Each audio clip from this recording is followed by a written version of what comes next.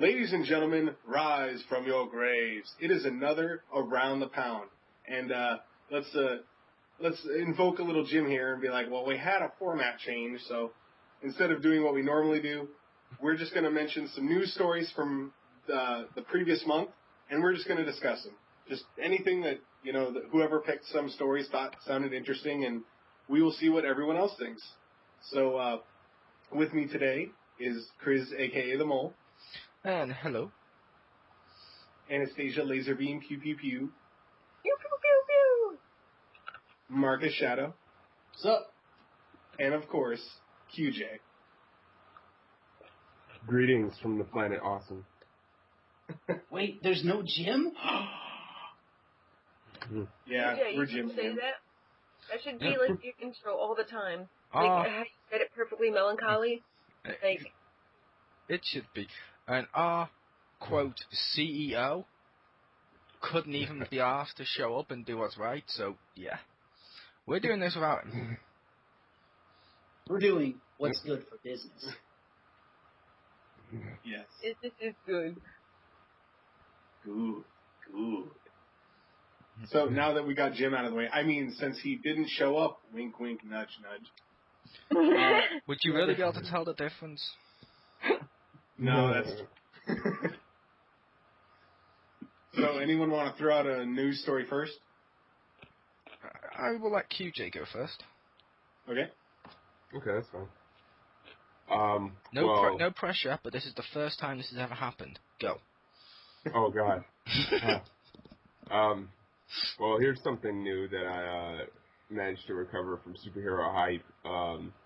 They've been, Saoirse, I think that's how you pronounce her name, Saoirse Ronan, from the Host movie and Hannah and some other movies. She's a young adult actress, and she's apparently been present for a reading for the new Star Wars movie directed by J.J. Abrams, and so has Benedict Cumberbatch. He's apparently almost definitely cast in the film. Neither of them have, had their roles disclosed. But they're cast before they have a role. Yeah, apparently. Yeah, I mean, they said that some other actors came in for a villain role. So, but they didn't specify who. And then also just recently, J.J. Abrams talked about the film, and he said, it's been nice seeing how important Star Wars is and to be reminded how important it is to so many people. We all know that George Lucas's dream has become almost a religion to some people. I remember reading a thing somewhere, someone wrote about just wanting the new film to feel real, to feel authentic. I remember I felt that way when I was 11 years old when I saw the first one. As much of a fairy tale as it was, it felt real, and to me that is exactly right. And he went on to say the specific tone of the film will be an evolving thing. He also said, I would say we are working really hard to make a movie that feels as emotional and authentic and exciting as possible. Whatever your favorite Star Wars movie is and how to compare it is really sort of subjective. And so he seems to have a pretty good idea of where he wants to go with the new film. I know we all have our mixed impressions on what he's done with other franchises in the past, but I feel like he at least understands the weight of the property he has. Yep. So. I will say, I am and always shall be your Jedi Master. Yep. I will say, ironically, Q, that was one of the that was one of my news stories. Oh, I'm sorry. It's cool. It's cool because that was one of the ones we took just to fill it up a little bit extra time because someone never made it. Oh, okay. Well, you can elaborate on it if you. No, it's cool. I was just saying the same thing as you. I'm excited for those. I'm excited for those films, the new Star Wars films that are coming out. I'm excited for it. Like I said, I'm prepared. As I mentioned in the past, I'm prepared for the fact it's gonna fuck up the EU.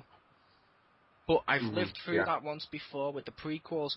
The difference is, at least these ones will be better than like episode 1. Yeah. Episode We 2, can only hope, but yeah. Episode 2 and 3 were actually enjoyable. They're still bad, Yeah, but me they were too. still enjoyable. I find your strength of faith disturbing. Episode 1, it's going to be better than episode 1. It has to be better than Whoopee and Are You an Angel? Oh, you didn't like Yeah. Naked It People? should be, but I don't know, man. I can't hold.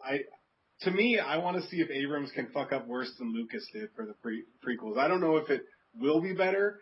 It wouldn't be hard to be better, but I still don't trust him. See, the thing is, JJ is, no matter, I mean, you can look at it from the property aspect of it and say that, you know, J.J. Abrams is just not a bad director. It's just like not everybody is on board with the direction that he went when he handled the Star Trek property. So, speaking in the sense of an entirely different franchise,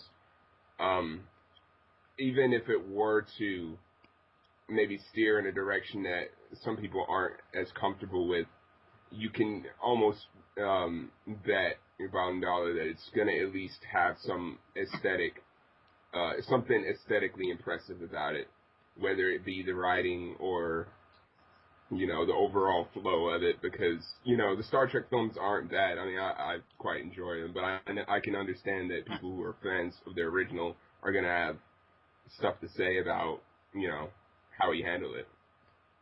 Well, isn't So that the what whole kind point, of though? combat So training I did you have say to- you had? Lightsaber. But that's the whole point of Star Trek, how he would write Star Wars.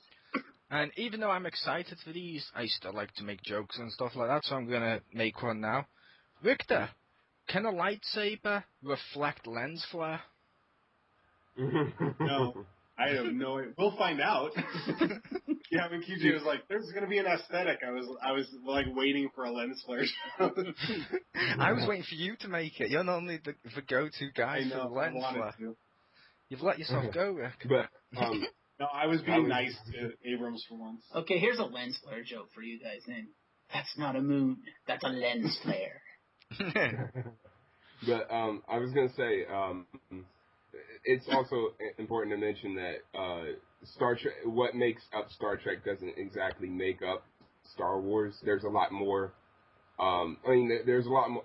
I mean, nothing against Star Wars, but there's a lot more artistic integrity, or a lot more artistic aspects to the original, to Star Trek, that makes the new Star Trek movies seem more like, you know, your average action flick.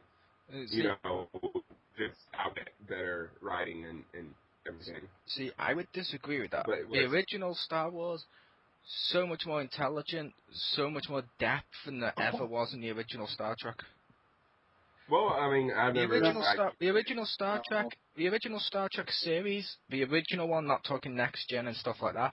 The original one was a cheesy little sci-fi show featuring weapons and shit, whereas the Star Wars stuff was like, it had like religious undercurrents, it had like the adventure, it had like all the character pieces from like famous legends, like the bearded guy and like the bearded mentor and stuff. You know what I mean? But Star Wars is a more fantasy genre. The difference isn't necessarily which one's better in terms of stuff like that. Star Wars is more fantasy, whereas Star Trek's more bogged down in the details of how the shit needs to work. Star Wars is more like... Original Star Trek also had a lot of social commentary that you seem to be ignoring, but that's cool. Well, the difference the difference of Star Trek is science fiction. So therefore, it focuses more on the science side of it, whereas Star Wars is science fantasy. Yeah, I was just about to There's say. a difference between the two genres. To be fair, Richter, I ignored it because everyone else was ignoring like all the stuff in Star Wars. If you're like, yeah, there was more of a heart and feel and stuff to Star Trek than there was to Star Wars. I'm like, come on, Star Wars has more fantasy and undercurrent. Of course, yeah. No, because I can acknowledge that Star Wars has a lot of charm to it, and that's what gravitated me to that more so than... I've never actually been much of a fan of Star Trek until the Abrams movies. Yeah, I will say, however, the Abrams movies, I can agree with, like Richter said before now, because I know Richter doesn't like them, and other people have said this. The reason people don't like them is he turned Star Trek into Star Wars with those films, because he's always been more of a Star Wars fan. That's why, like, both films feature an R2-D2 unit in there, which means faithfully wise, because he enjoys Star Wars more than Star Trek, logically, he should enjoy what he's doing a lot more, therefore put more effort into it, more heart. That would be the logical thing. It's like... In all fairness, I never liked Star Trek, but I like the movies because I like Star Wars. Yeah. So... It's like, take for example Sam Raimi. When he's doing Evil Dead and he knows what he's doing, and he's free to do whatever the hell he wants, awesome.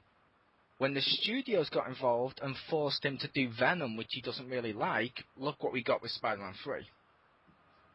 Yeah. Mm-hmm.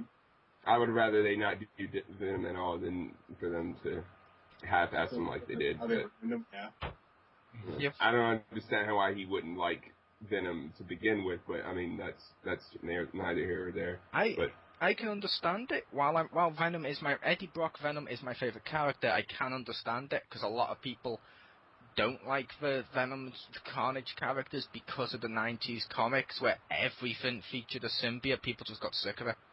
Oh yeah. Like Maximum Carnage, one of the worst things ever.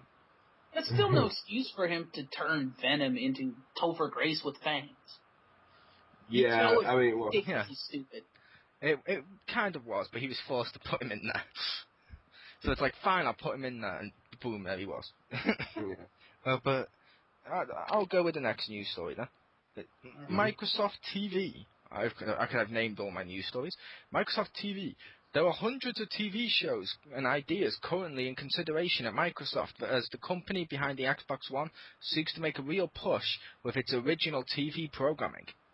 It goes on to say, for a quote from one of them, they literally have hundreds of ideas that they are incubating right now. We will have some announcement for TV shows soon. The only one that's been announced is a Halo series with probably, and people may disagree with this, which is fine, this is my personal opinion, the greatest director of all time, Steven Spielberg, is actually contributing to the project. That makes you want to see it, and I don't like Halo. Yeah, same.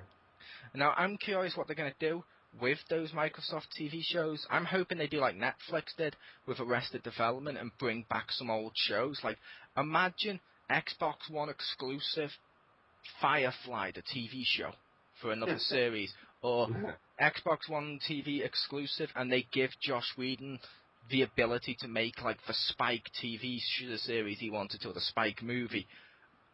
I'm sorry, like I said, I want to buy an Xbox One at the end of next year anyway, but that would be a big fucking seller to me and a lot of people. We can go and watch Joss Whedon shows on here? Buying it! One thing they'll probably do is they'll probably have an NFL package, because one of the more recent commercials that I've seen, Xbox One, the official gaming system of the NFL.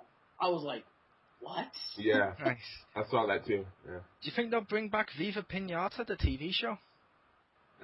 Yes, and Blue Dragon, the cartoon. There you go. Is it wrong? While I didn't like the game per se, I really wanted to. I loved the anime Blue Dragon. just because of the Dragon Ball Z look to it. I was like, yes, and it's done by the same guy, obviously, so it was like, I wanted to enjoy it. I really wanted to like that RPG. Yeah, that's alright. But how about you, GeekyGirl? Anything TV-wise or anything like that you'd like to see on the Xbox One? Well, I said if they brought like Firefly into Xbox One, holy shit, they'd be like, fuck it, switching my freaking, get rid of PlayStation 4, dump that in the trash, right, Xbox One, we're fucking Firefly.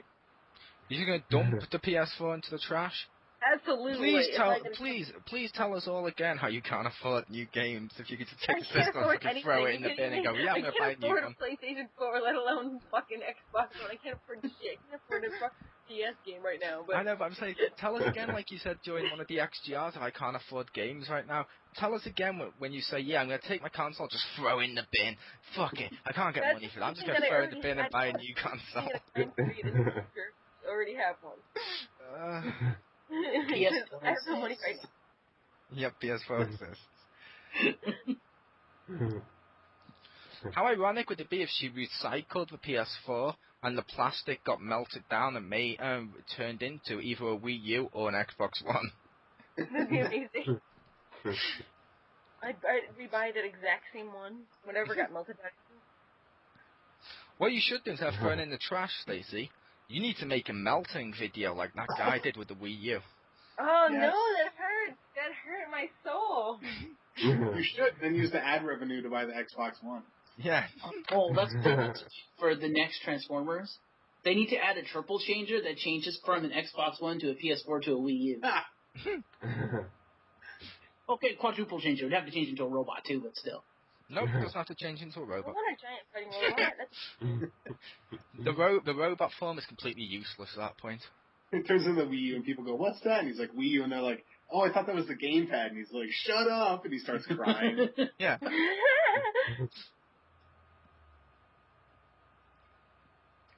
Did you want to go next? We'll also have to get rights and shit, and then we'll have Robo Revolution. Yep. And I said, "Did you want to go next, KyuuJay?" Oh, me? Oh, yeah, sure. You next. Because, just in case people were wondering, it's only a couple of us. It was meant to be me, KyuuJay, and the missing guy.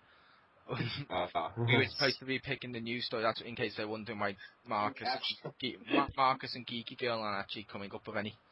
Yeah, so also, I don't know how everybody around here feels about the Fast and Furious series, but they just recently announced that they were doing a 7, 8, and 9, but most specifically number 7, which is they also announced that they were going to add. Well, this is already pretty much like confirmed with the most recent one with the cameo that he had at the end, but Jason Statham is joining the cast as the main villain of Fast and Furious 7. He's the brother of the main villain from 6. And also joining the cast is Dijon Hounsu from Blood Diamond and Push and a whole bunch of awesome movies.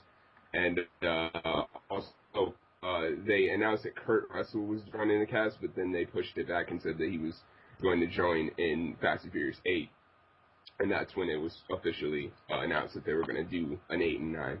Also joining the cast is Lucas Black, who played the character Sean Boswell in the movie, or in the film Tokyo Drift. Fast and Furious Tokyo Drift was the third one. And generally speaking, that's the weakest one of the series, but it's still cool that he's coming back. And this one chronologically takes place after Tokyo Drift, with each of the movies after Tokyo Drift taking place before the film as like prequels. And this is the first film to take place after that, and that's why they're probably adding him to the cast. But yeah, I like the final, not the final. I like the Fast and the Furious films. But the only one I don't like is number 2. Oh yeah, I've heard a lot of. Number 2 I thought was weak as hell. Although I will say, I was disappointed when they announced he was coming into it from Tokyo Drift. Because I was like, wait. Yeah. I was like, wait, you're including him? Where's Brad from Home Improvement? Well, the reason I feel like, I'm pretty sure it's because at the end of Tokyo Drift, they showed Dom Toretto, who's played by Vin Diesel, racing with him in one of the races, and so it's supposed to. It's made pretty clear that the character Han, spoiler alert, dies in Tokyo Drift, and also they showed him dying at the end of the 6th one, which pretty much confirmed that the 7th one was going to take place afterwards.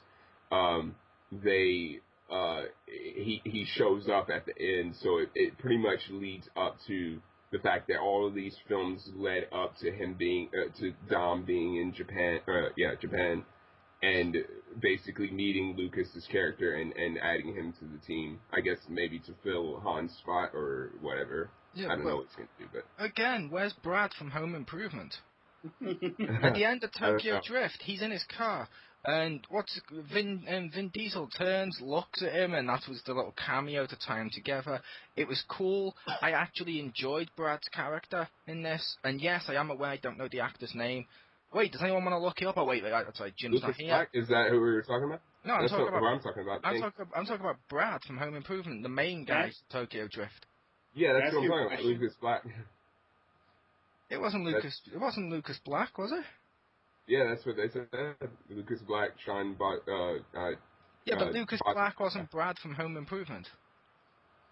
Well, they said he was the character that was returning, and they said that he's the main character of Fast and Furious. Yeah. Okay.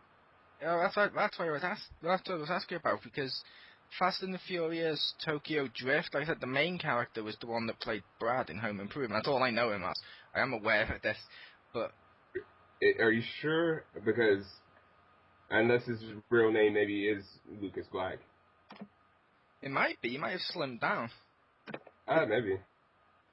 Well, there's no credits on his Wikipedia page of him actually playing on Home Improvement, but yeah, he is the main character of Fast and Furious Tokyo Drift. Maybe he just looked like that, the guy who you're talking about. No, because the main one was... Oh, where the fuck was he? Yeah, like a country accent, right? Yeah. The guy that was like I said, it was like Brad from Home Improvement. He was like driving his car all shit-faced and shit. I think that was it. I think his character was Clay. Okay, yeah, I'm reading the page now. It was the main character's best friend. I'm sorry, in my mind, Brad from Home Improvement was the main character. That when I watched it, he seemed like the main character. Oh yeah. Brad Taylor, played by Zachary Ty Bryan. Yeah, Zachary Ty Bryan. You are not Jim. You are not correct. Hey, somebody has to play Jim. No. From now on, he is only Brad from Home Improvement. That is his official name until he dies. And when he dies, his gravestone will read, "Here lies Brad from Home Improvement." Well, actually... yeah, you can ask me a question, Rick. Okay. Sorry. So when he made his car, Brad, does he go, "It needs more power"? No, but he should have. Should have. Oh, he should have gone, hang on, I know, this car needs more power. I'll get my dad. And that was the cameo we got at the end. Yes. Dude, I'd watch it for that. Am I the only one when KyuuJay mentioned that Kurt Russell is now tied to Fast and the Furious? Am I the only one who thought of the scene of, "So, you're Dominic, huh? You're kind of famous around here. I heard you needed a professional for a job." "Yeah, who the hell are you?" "Call me Snake." Yeah. That's some shit. There you go. Call me Snake. And then there's Brad from Home Improvement. Pretty sure that's not your real name. Shut up, kid. But, apparently, well, according to Wikipedia, I've never actually seen Tokyo Drift all the way through, but his character was only at the beginning, and apparently he got into a crash and might have probably died. They don't specify, but yeah, so yeah, he was only at the beginning. He may have only been at the beginning. It's been a while since I saw it. All I remember from that was him. He was the main character I remembered, so it was like, that's maybe pretty bad if I don't remember the other guy's name or the other guy's character, but I did like the film. Yeah, nobody really cared for that film in tandem with the rest of the film. To be fair, some people like that film because they enjoyed the drifting to the table.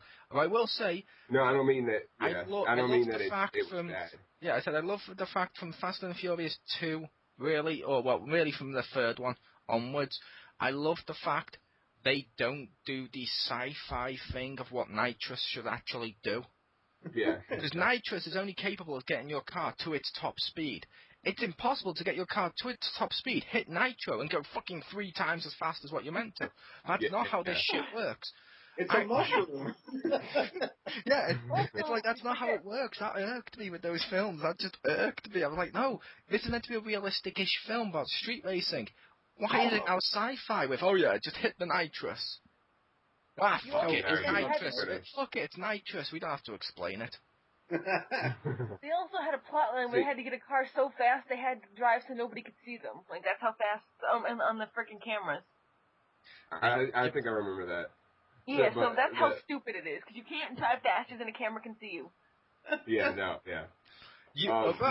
Although I do know a slight fact with that one, because people have done that over here.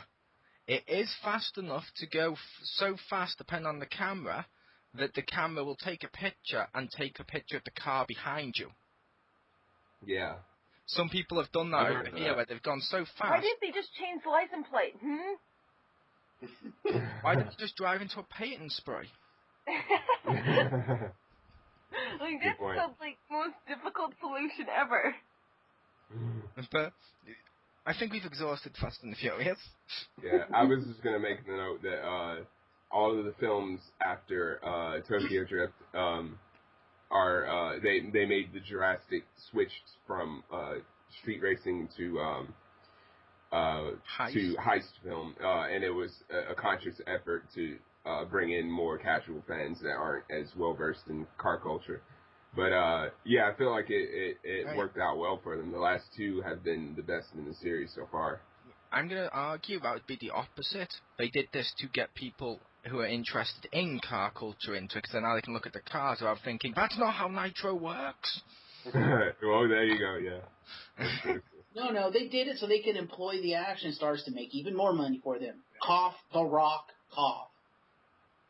The Rock? Yeah, I mean, the fact that they're bringing in Dijon Houndsu and Jason Statham. Who's The Rock?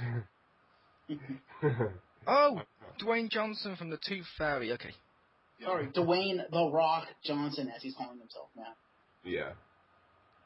But, yeah, they're just bringing in, it seemed like, especially with this one, they're just bringing in a whole bunch of action hero stars, like it's The Expendables or some shit, with Jason Statham and Kurt Russell. The Expendables with cars. You know what, QJ? You're officially our action star. I'm now going to refer to you as Q the Rock J. What about QB? What about QB? Yeah. There you go. But yeah, that's pretty much it for that one. I'm going to cover two news sections in one now. Alright. Because they're both TV, one of which none of you will give a shit about, but I wanted to mention it. TV Choice 2013, The Vampire Diaries cleans house. It won Best TV and Fantasy Sci-Fi Show. Best Actor in a Fantasy and Sci-Fi Show went to Ian Somerhalder, who plays Damon Salvatore, and Actress went to Nina Dobrev, who plays Elena and Catherine. Booyah! And now on to the other TV news. I wanted that covered. I like that show. Sweet. Are they twins? No, they're doppelgangers. One is like a really old ancestor who's a vampire, and now he's actually a human, while the other one's now a vampire because of she got turned when she found the cure and shoved it in Catherine's mouth at the end of season 4. Spoiler. Oh. Okay. It's awesome. You need to watch that show. It comes back on in 2 weeks, which is a little annoying for me because I've been trying to watch my DVDs, which means now whenever I have free time and I'm not editing videos or anything like that, I've been watching The Vampire Diaries. I'm halfway up my season 2 DVD now because I want to finish season 2, then watch my season 3, by which time I can then unwrap and watch my season 4 DVD and then watch season 5 when it starts back up. Good luck with that. Holy shit. It's doable. I'm sure. It just means it just means on my days off or anything like that. Yeah, I'm not going to be gaming. I'm gonna miss you. I'm gonna miss you, Diablo. If Vampire Diaries was a woman, you could definitely do her. If Vampire Diaries was a woman, I would have put a ring on it. There you go. Yep. But yes, my other news. There's a new TV show starting up, which I know I told this to Marcus and Richter, but QJ and Stacy, there's a new TV show starting up. Okay. Who here was a fan of Smallville? I was a pretty casual fan, yeah. It's a good show. Friday the 13th creator, Sean Cunningham, has mentioned if it happens, they're going to make a Smallville-style show called Friday the 13th, The Crystal Lake Chronicles. It's been an off and on again with that for years, and there's a bunch of great stories to be told, but I think the way that it's finally going to be delivered is not through the conventional television network, but through the internet. Ooh, maybe that'll tie back to my Xbox original media. They can't tell you who the delivery people will be, but it won't be the traditional route. There's also the possibility of webisodes, and I think we got an idea for a terrific game. And they said, and so clearly from the way this is done, it's going to be a monster of the week like Smallville, to which the director and writer officially said it can't just be Jason killing a brand new human every week. He laughs, that's not going to make it. Pretty much confirming it's going to be Jason in a Smallville-style show growing up, killing a monster of the week. Oh, cool. So it's going to be like him slowly becoming the monsters that he killed. Well, not by conventional standards, but it's like, Yeah, which doesn't really make too much sense because in the films he drowned. Yeah, then he drowned, then he undrowned. Oh my god. And his face was like all like James's, so he had to go around killing people and put a hockey mask on. Which, if this is the Smallville route, you can't just tease this. It's not going to be like, oh, Jason's in high school this week, and like the other one, like the Smallville one, where it's like, oh, I see what you've done there, because your logo's a Superman guy. It's going to be, oh, Jason, what are you doing this week? I thought I'd join the hockey team. I've always liked those masks. Huh? Winks to the camera. Oh, yeah. Is there anything you want? He's watching TV and there's an advert for it. Your all-purpose machete. Ooh, you know what? When I'm a little older, I think I'm going to buy that. That doesn't work because he fucking drowned as a kid in a camp. Yeah, he can't drown. It also didn't make sense in Smallville that Clark managed to one-shot punch Doomsday, knock him into a pole, and that was the last he saw of him. Despite in the comics, the first time he sees Doomsday, he kills him. Yeah, he kills him. And true, it was also the fact that everybody became a hero before him. Superman developed his powers over time, so therefore there was effectively a Superboy before there was a Superman. That was. So it makes sense. With Jason, it doesn't make sense because he's fucking dead. I put it to you, Marcus. Hey, imagine a young Jason played by Robert Pattinson, and he's really trying to go on this date with this like hot cheerleader, but she keeps turning him down. Eventually he goes out with her, but then she cheats on him with a football star, and you just see the camera pan off as Jason's in the shadow of, I'll show all those camp girls. They'll see. And that's how the series ends. Oh my, I will clap. Bravo. Okay, fine. I admit this show is going to be the worst shit ever. But I actually want to watch this. I want to watch it. I want to just to see how this. Go ahead, KyuuJay. Sorry. Oh, I was just saying. I would just want to see how they're going to try to justify that jump. Because you can't cast Robert Pattinson as a young Jason because having a slasher killer in the dark woods doesn't work if the actor you're casting sparkles in the moonlight. Yep. Well, how about they don't go Smallville? How about they make him still slightly older, but it's just a Smallville-style formula? And how about if they want a good acting choice, why don't they follow the Buzzards and then go hire Glenn Jacobs?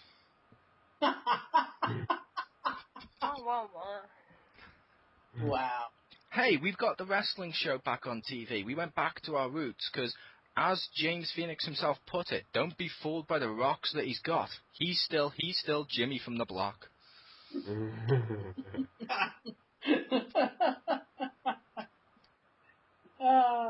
It works because he's from New York. He's from the Bronx, yo. Yeah, boy. There you go. Yep. Isn't it wrong that when I hear Jason and Monster of the Week, I expect him to like slash something and then turn his back to it so it can fall over and dramatically explode behind him? That would be awesome. And is it wrong that every time we mention James Phoenix and GeekyGirl are both from New York, I always imagine them dressed like Rocksteady and Bebop from the 80s Turtles show before they became the Animals, that like generic 80s and 90s looking New York gangster people with leather coat and the punk hair. I don't think Stacey would be tall enough to make that work.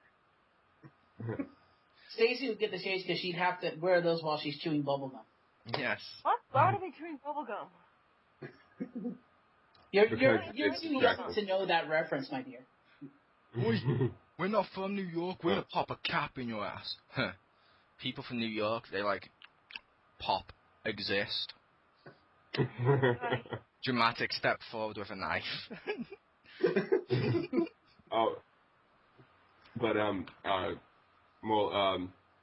there's one thing to mention. I just looked it up, but they also mentioned that Jason will be more of a recurring background character as well. So maybe he'll still be a kid, but it'll focus on other characters that are, young in his town, and then maybe by the end of it... 40s, no swiping. Or 40s, no slashing. 40s, no slapping. Oh, man. Someone on the internet, please make that a little animated thing. I want to see it. My girlfriend's gone. Oh God, no! My love interest, she's been killed. Oh, that Jason.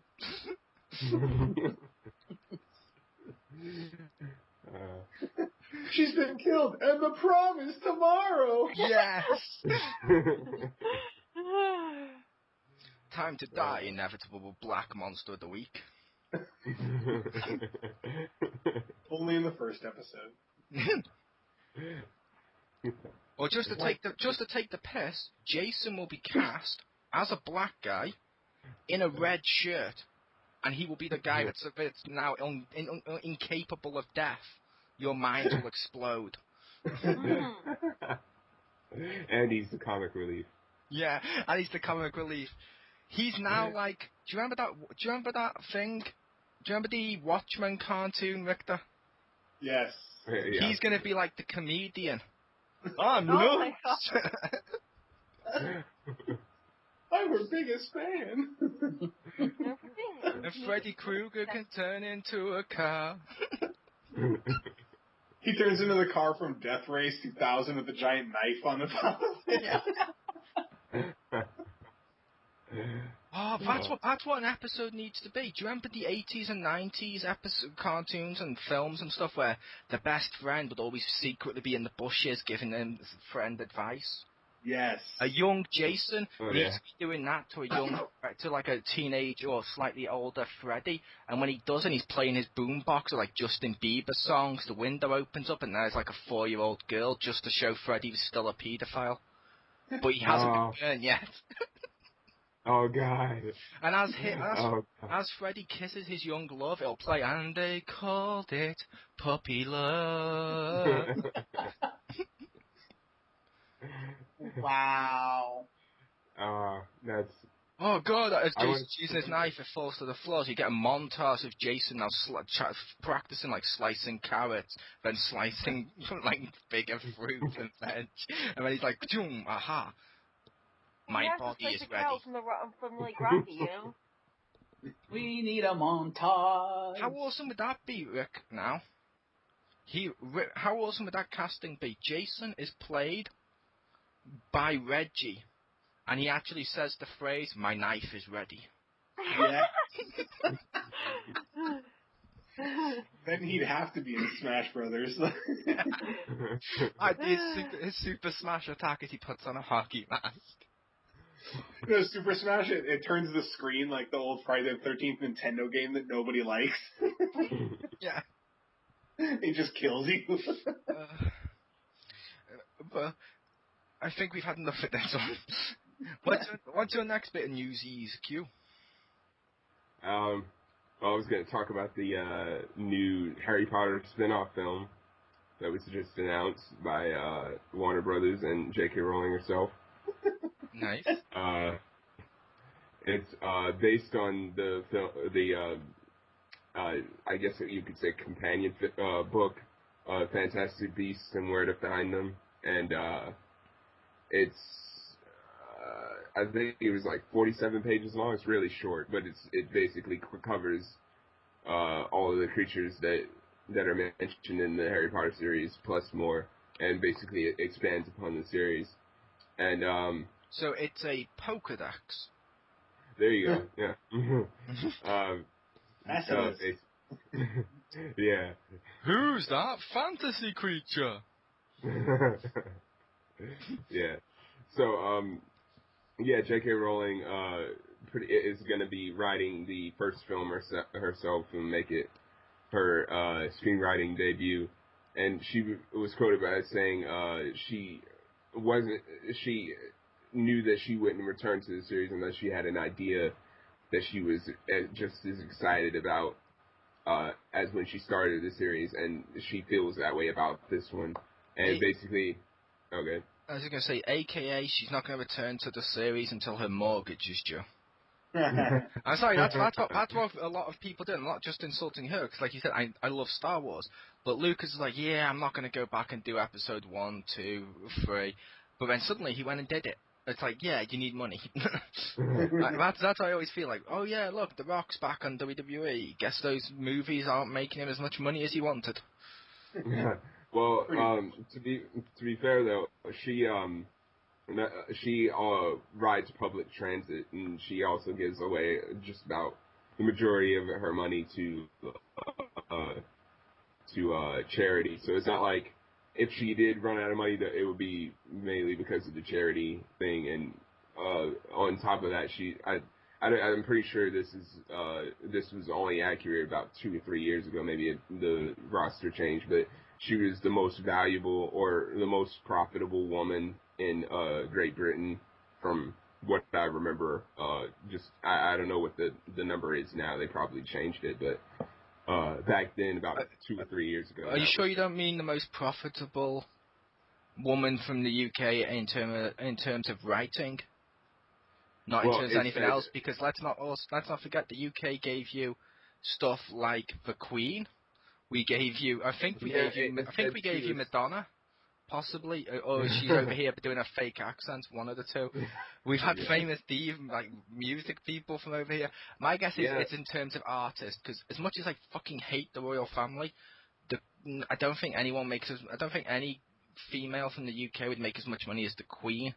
Well, sadly. Actually, the list that I saw, I mean, I didn't actually click on the article because this was years ago, so don't quote me on this, but I know I saw it, and it said that J.K. Rowling was net worth wise more valuable than the Queen, and that was what the headline itself said. So I mean, and I remember seeing it a bunch of times. This was about the time when the last movie had came out, and the series was still, really in the momentum of it. So, things probably have changed by now, but I'm pretty sure it's only been 2 years since the last movie. So, if she really wants to return to the series, this is probably the most premiere time while it's still fresh in people's minds. But, more with it, it's going to be centered around the fictional author of the book Fantastic Beasts and Where to Find Them, because Fantastic Beasts and Where to Find Them is a textbook within the Harry Potter story that Harry uses in a couple of his classes. I think the one that was taught by the big guy. I haven't seen the series in so long. Come on, help me out, guys. Hagrid, yeah. And he taught the animals class. I forgot what it was called, but it was this textbook for that class, and the story for this new. They said it was a series, so I'm guessing like trilogy. For this new trilogy is going to be centered around the fictional author Newt Scamander or something like that, and it's going to take place in New York 70 years before New York City. 70 years before Harry's story, and Harry's story chronologically is in the 90s of that era, so it's about the 20s or 30s when the film's going to take place. So it sort of seems like they're going to maybe take a noir kind of route with it, and that will be really interesting to see the Harry Potter universe, but in New York in the 1920s with the whole, detective shadow kind of, film noir kind of. Or are they going to call it The Wizards of New York? Wizards de facto. Something about a pestilence. No. Detective Shadow, that needs to be in a video now on the XPound with Marcus basically going around and doing like Leslie Nielsen did of, oh, I saw The Undertaker and he came in here and he bought so many coffin-shaped cookies. No, but the series is pretty much officially going to be called Fantastic Beasts and Where to Find Them. Because that's the main thing that they're calling it. They're not, like beating around the bush and being like, oh, it's going to be, that's just the working title and blah, blah. So. Fair enough. And I got two other bits of news. One was Jack Black was up for Goosebumps, the movie, but don't know how anyone feels about that. They're doing Goosebumps, the movie, and it's going to be like a child's movie, obviously like the book series. The person that's making it is the same person that did Shark Tale and Gulliver's Travels with Jack Black, which that doesn't lend me. Although it is being produced, to tie this to one of KyuuJay's newses, by Fast and the Furious's Neil H. Morris. Oh, cool. Wait, so the guy who directed Gulliver's Travels is directing Goosebumps? Yes, and Shark Tale. Don't forget Shark Tale. He did Shark Tale. Let me say that again for those listening. The guy who directed Gulliver's Travels is now going to direct Goosebumps. I mean, Shark Tale was a pretty good movie, so I'll give them. I don't know how to feel about that.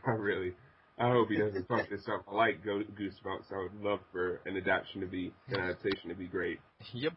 And I was going to give you the last bit of my news, just because that one was short enough, is time travel is possible, according to Professor Brian Cox. Oh.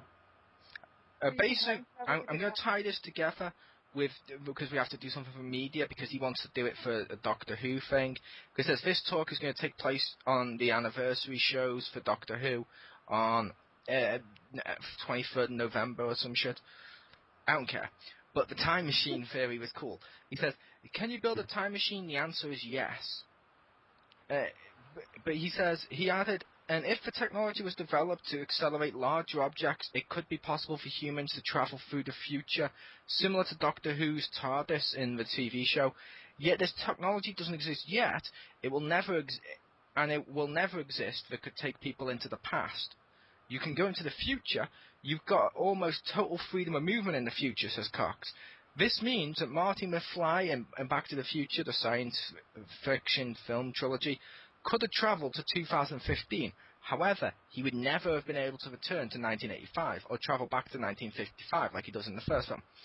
If you go fast, your clock runs slow relative to people who are still. As you approach the speed of light, your clock runs so slow you come back down 10,000 years in the future. This theory is based on Einstein's theory of special relativity, that stresses to travel forward in time, and an object would need to reach speeds close to the speed of light. So, yeah. That was the time travel theory. That is scary, because I would not want to see what the world is like 10,000 years from now. As curious as I would be, there would be no way for me to know or tell anybody, because, you know, the world might not, human race might not even be here, and that would be even more terrifying to know that there could be a species that has evolved beyond what I know to be the human race, and they might, you know, dissect me or do some crazy shit that I mean, like, and there might not even be a human race. The world might not, it might, maybe we got hit by another meteor that wiped out the human race, and now there's just some other type of being, and the world has evolved into it's terraformed itself into an environment I can't even live in. So I go immediately to the future and just immediately die as soon as I come out of the time machine. That's not going to be fun. What if? How's this one, Richter? You manage to travel yourself into the future. You go into the future and you find out the new president of the United States is Jack Thompson. Oh, God. You go so far into the future that they invented technology for you to travel back. So then you go back.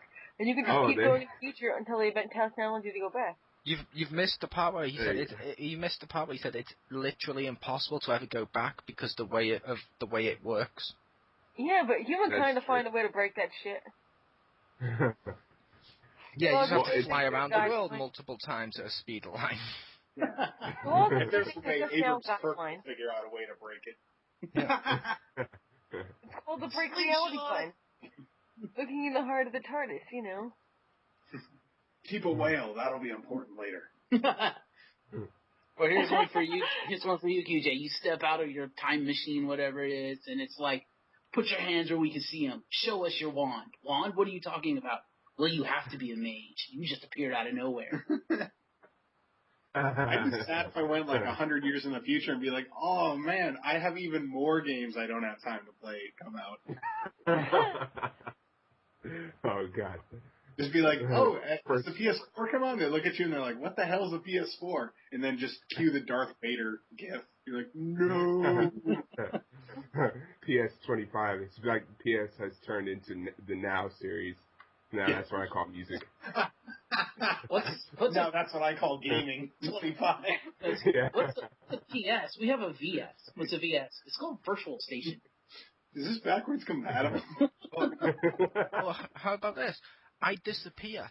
Literally, I disappear. I use the time travel device. I find out about it. I do it without telling a soul. Because I'm like that. I'm just like, fuck everyone. I don't want to talk to people. And then I go into the future. I then go into the future and I find out video games are now outlawed because my sudden disappearance and lack of body while playing video games has made Mole's Law, which makes video games banned for health and safety, and there's like giant monuments to me and stuff like that because my death was such a huge thing to them. I'd be like, but I'm not dead. And then when people look at me, they'll be like, whoa, you look so much like him. You need to play him in a film and make money. So no, you got the wrong English accent. What? Yeah, clearly, you talk like this, Governor. I'm going to hit you. I think this is the part where I kill you. I killed myself with a horrible accent. That's a double-edged sword. You live as a future movie star with, all this fame, but you live in a world without video games. There's a special underground video game resistance movement. Come on, KyuuJay, come on. You're obviously from the streets. Come on, KyuuJay, come on. Help us out, come on. Just a DS card. Come on, just a DS card. Oh, come on, Richter. Just a flash card. Just a flash game. Come on, just a flash game. Come on, just like a 2 minutes on Farmville. Come on. I need my fix, man. I need my fix. I need cow clicker. Yeah. Well, what did you do if you stepped out of the time machine and the first thing you saw was a gigantic-ass building with neon lights and a neon sign from it that just says The Gaming Zone on it? That'd be awesome. Nice. Well, since I can't get video games like that, it's like, oh, come on, you have to give us a video game. Fine, you get one video game. The only one that survived the fire, and it's in our museum. Okay, cool. And they hand it to us. It's Aliens, Colonel Marines. Fuck that shit. No. Goodbye, Finally, world. You shatter the disc and use the splinters to like slice your neck. I don't want to live in a world where the only game is Aliens, Colonial Marines. They find me dead with that shard where I've literally carved Mario jumping from blocks to reach the flat on my neck and shit, like the perfect pattern, and that's how I die. Yeah. While you're cutting, you're like, gotta go faster, gotta go fast. Wow, we're morbid. Yeah, we are. How about you, Marcus? Let's look at that if you want to go a different route.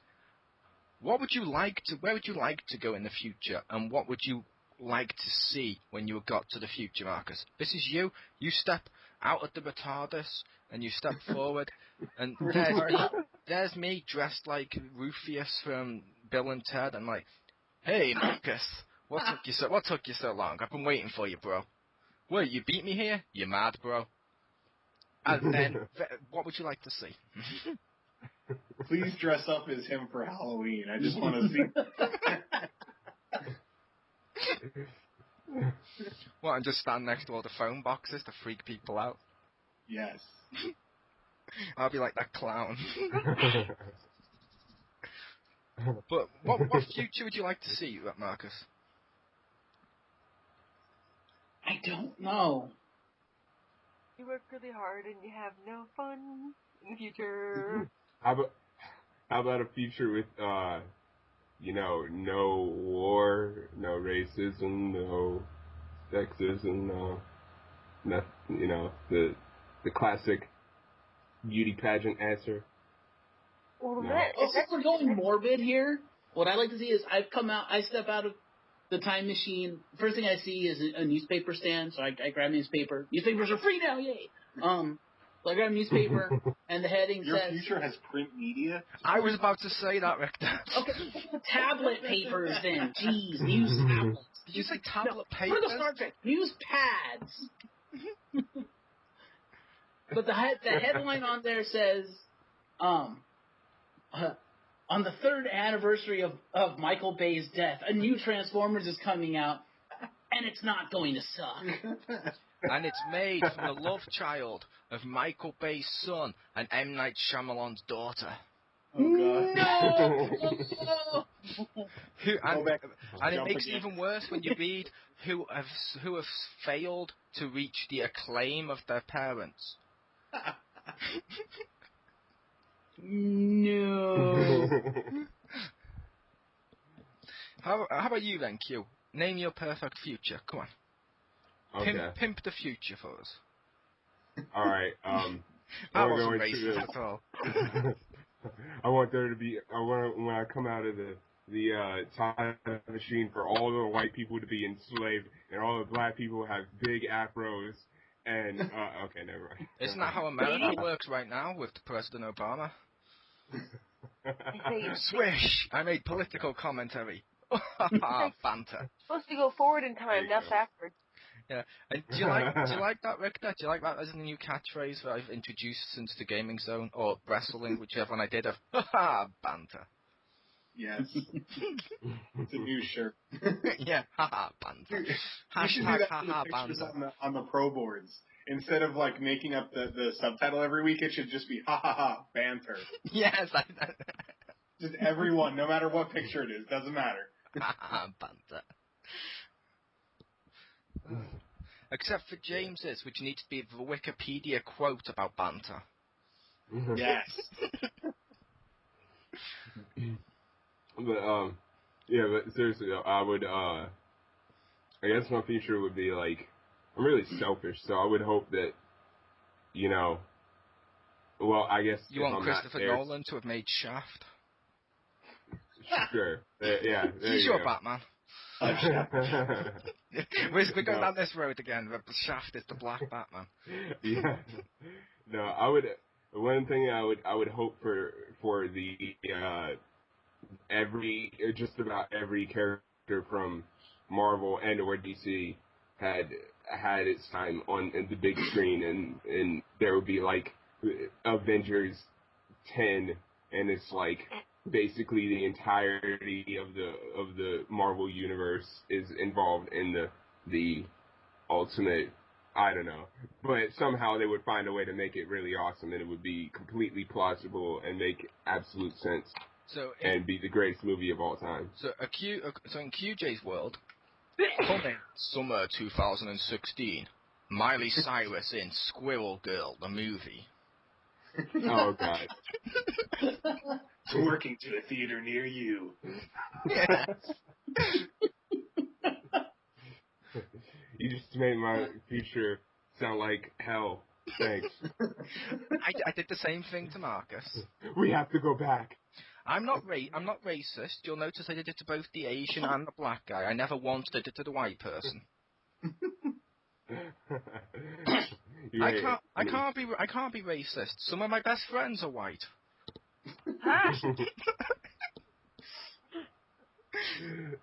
Good one. How about you, GeekyGirl? Your perfect future. I need to corrupt it. Go. Okay. You'll find a way, I'm pretty sure. So... It exists. New mode of transportation. Giant 100-foot tall robots. That could work. I have Stacy's perfect future. She steps out of her time machine. She's in the middle of Sears, and the first thing she hears is, "James Phoenix, you're fired." If by actually lighting him on fire, then yes, that would be my perfect future. How about this, GeekyGirl? You go to the future, and you find out, like in Futurama, James is now a head in a jar. However, it constantly follows you everywhere you go. I would piss in that jar. As you're having a shower.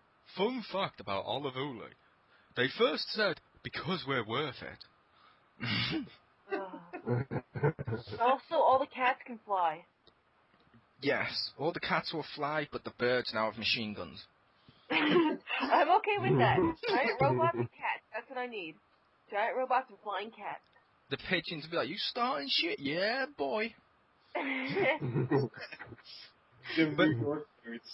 yeah, that's why they got that head swag about them. Yeah.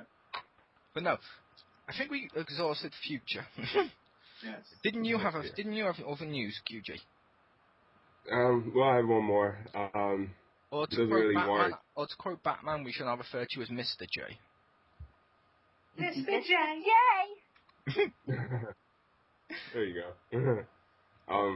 Yeah, it doesn't really warrant much discussion because you guys don't watch this show. I'm pretty much the only person here that does. But can you guys hear me? Yes. Yep. We can hear you. Okay. Yeah, my internet is being a bitch right now. But yeah. So the show Breaking Bad, which is down to 2 episodes in the next 2 weeks, will be the last 2 episodes that will air of the series. They just recently announced that they're doing a prequel series called Better Call Saul, which is told through the point of view of this character named Saul Goodman, who's been on the series since I think season 2 or season 3, and he's basically the lawyer of the character Walter White, who progressively finds himself getting deeper and deeper in the shit that Walter White is causing, and becomes more and more, in over his head. But the actual prequel is going, or the actual series is going to be a prequel. It's going to tell about his origins, and he's a really popular character because he's hilarious. He's played by comedian Bob Odenkirk, who I believe is alumni of Second City, and his character is awesome. He's not funny all the time because it's a mostly serious show, but he brings so much light to the show that he's basically the more or less the comic relief, even when he doesn't mean to be, and he just brings a lot of light to the show. So I'm really excited to see that he's, getting his own spin-off, and it should be really awesome. Yeah. Also, if you're a fan of, well, I don't know if anybody knows who Bob Odenkirk is, but he's been on a couple of the Saturday Night Lives, and he's also a good friend of Conan O'Brien's. You should definitely check out the series because his role in it is very awesome, and if you are a human being, you need to check out this show. So there you go. Just do it. When you stop being a human being, you become a human doing. Nice. And I will say I realised I didn't ask Richter what his ideal future would have been. Oh, yeah. But I can describe Richter's perfect future. Oh, boy. He steps out the time machine. And he finds out that, like a few years after he left, aliens started to come down to Earth and stuff. And now WWE is like Ultimate Muscle. Wow. Would I be wrong? Not exactly, but that would be pretty cool, actually. On that note, I just wanted to say, I would also hope that we would have found out that if there were intelligent life in the universe by the future. Because, I mean, come on. How long do we have to wait? To be fair. Okay, in all seriousness, my ideal future, I step out of the time machine, and I look around, I'm like, am I on a set somewhere? Well, I know, you're on the USS Enterprise. What can we do for you? There you go. That's yes, I am staying here! Here's your new shirt, it's a red. No! He steps down to the USS Enterprise, like, yes, I'm on the Enterprise. But everyone only refers to him as Sulu. I'm fine with that. Oh my. My. Yeah. And then they don't let him drive. And I was also going to say to you, KyuuJay, you want to find out if there's intelligent life in the universe? We live in a world with Jersey Shore and Honey Boo Boo. There's not intelligent life on Earth. There you go.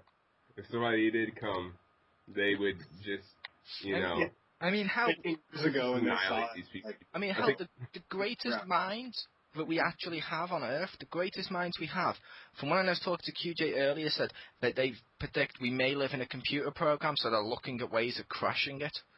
And also, what about those other scientists? They're like, okay, there's a very good chance that if we make this black hole, it'll end life as we know it. But do it. But if it doesn't, which is a very slim chance, but if it doesn't, we'll have an answer that no one asked. There you go. See, that's how people thought that 2012 was going to happen. Yeah, and these are the smartest minds of our generation. Yeah, it makes no sense. Yeah, but oh well. So. Well, I will say the smartest mind of our generation obviously is Stephen Hawking, and I will say I totally loved him in The Simpsons. Yes. With like the robot face, that was fucking he had awesome. like the gadget wheelchair. Yeah, the one that turns into like a helicopter. Yes. That was like the greatest thing they've ever done.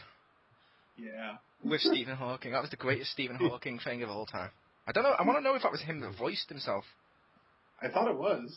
Because that's even more hilarious, because if he voiced himself, that shows he has a sense of humour. I thought he did voice himself. Nice. But Didn't they make a figure of him too? They may have, yeah. With the Simpsons toys? I want to say they actually made a figure of him, and I think I saw it, and I was like, holy cow, that's awesome. Yep. Which, I believe that's the end of my news. Is that the end of your news, KyuuJay? Uh-huh, yes. Did you want to take us out, Mr. Host? I will. The so, Stay at Host Gamer. Huh? The Stay at Host Dad Gamer. Yes. The Stay at Host Dad CEO. Yes. This has been another Around the Pound, and joining me is we'll just call him the core group. Ha ha ha! Eat that, Mr. Phoenix. But we have Marcus Shadow. I will once again show you the light on my non-existent videos. KyuuJay. Yeah, thanks for having me. GeekyGirl. Yep. And Chriz, a.k.a. The Mole. Join me when I once again rise from the underground. From the mole. And I have been Richter Hammer, the stay-at-home dad gamer, whose ideal future involves robots. Good night, everybody.